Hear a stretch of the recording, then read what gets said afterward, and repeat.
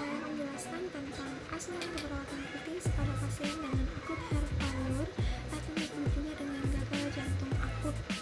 Nah, saya akan menjelaskan pengertiannya terlebih dahulu. Jadi, pengertian dari gagal jantung akut itu adalah kondisi yang mengancam jiwa, yaitu kondisi di mana jantung tidak mampu memompa darah secara adekuat untuk memenuhi kebutuhan sirkulasi untuk keperluan metabolisme jaringan tubuh. Nah, gagal jantung akut ini biasanya terjadi secara cepat dan harus ditangani segera serta memerlukan perawatan di rumah sakit. Nah, penyebabnya itu biasanya yang pertama ada karena kegagalan miokard seperti penyakit sindrom koroner akut dan miokarditis. Lalu yang kedua ada beban tekanan berlebihan atau overload pressure, biasanya karena penyakit hipertensi dan stenosis akut. Lalu yang ketiga ada beban volume atau overload volume, biasanya karena penyakit regurgitasi atau insufisiensi akut dan hipervolemia. Lalu yang keempat karena hambatan pengisian jantung seperti penyakit tamponade jantung dan perikarditis konstriksi. Lalu yang kelima ada karena gangguan irama jantung seperti penyakit aritmia ventrikular, aritmia supraventrikular atau bradykardia. Lalu yang keenam ada karena kebutuhan metabolik yang meningkat seperti penyakit anemia dan tirotoksikosis. Nah, tanda gejalanya itu sesuai dengan jenis dari penyakit gagal jantung akut sendiri. Yang pertama itu ada gagal jantung dekompensasi akut atau disingkat dengan ADHF. Tandanya itu ada sesak nafas yang memberat, lalu ada edema tungkai, ortopnu, rongki basah halus.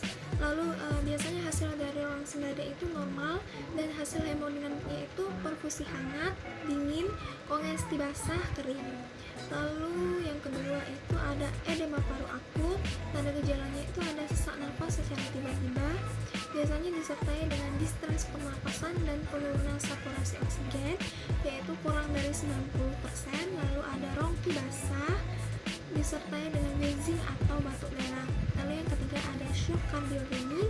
Tanda gejalanya itu ada penurunan tekanan darah, biasanya kurang dari 90/60 mmHg. Lalu ada akral dingin, kesadaran menurun, nyeri dada dan sesak nafas. Lalu yang keempat ada gagal jantung hipertensif. Tanda gejalanya itu sebenarnya mirip dengan ADHF atau edema paru akut. Lalu ada fungsi ventrikel kirinya itu biasanya baik dan terjadi hipertensi. Lalu yang kelima itu gagal jantung kanan. Tanda gejalanya itu ada sesak nafas, asites, hepatomegali, edema tungkai dan tekanan jugularisnya itu meningkat. Nah, dari hasil pemeriksaan hemodinamik itu biasanya ada 4 kategori. Yang pertama itu hangat dan basah atau perfusi baik dan terdapat kongesti. Lalu yang kedua itu dingin dan basah atau gangguan hipoperfusi dan kongesti. Lalu yang ketiga dingin dan kering atau gangguan hipoperfusi dan tanpa kongesti. Lalu yang keempat hangat dan kering atau perfusi baik dan tanpa kongesti. Nah, asuhan keperawatan pada pasien kritis gagal jantung akut ini, yang pertama yang pasti melakukan pengkajian. Di pengkajian ini yang dikaji yang pertama data biografinya, yaitu nama, umur, jenis kelamin, tempat tinggal, suku atau agama yang dianut oleh pasien. Lalu yang kedua keluhan utama pasiennya, dan yang ketiga itu riwayat penyakit saat ini yang diderita oleh pasien. Lalu yang keempat ada riwayat penyakit dahulu yang pernah diderita oleh pasien. Lalu yang kelima ada riwayat penyakit yang diderita oleh keluarganya. Yang keenam riwayat pekerjaan atau pola hidup dari pasien itu. Lalu pengkajian psikososialnya itu yang dikaji perubahan integritas egonya dan interaksi sosialnya. Lalu pemeriksaan fisik itu yang diperiksa yang pertama keadaan umumnya. Lalu yang kedua itu B1 atau breathingnya. Lalu yang kedua B2 atau bloodnya. Blood itu diperiksa melalui inspeksi palpasi, auskultasi dan perkusi. Lalu B3 nya atau brain.